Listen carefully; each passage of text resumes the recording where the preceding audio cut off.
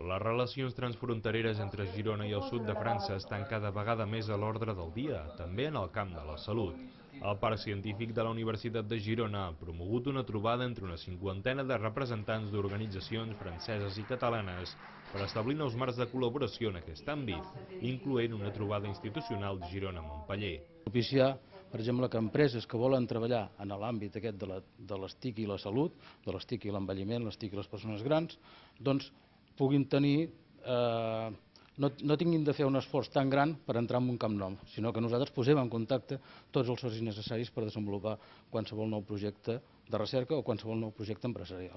El mateix parc de la UDG té diferents grups de recerca interdisciplinaris, la majoria relacionats amb l'Institut d'Informàtica i Aplicacions de la Universitat. El grup 4D Lab, per exemple, investiga i innova en telemedicina, teleassistència, telemonitorització i telerehabilitació. I estem proporcionant un ventall de possibles aspectes que s'han de tenir en compte en els diferents projectes dintre de l'àmbit de les 4T.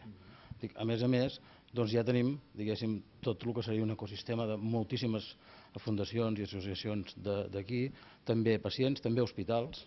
Estem treballant amb tots els hospitals de Girona i la majoria dels grans hospitals de Catalunya, en l'àmbit de la telemedicina sobretot, i també empreses.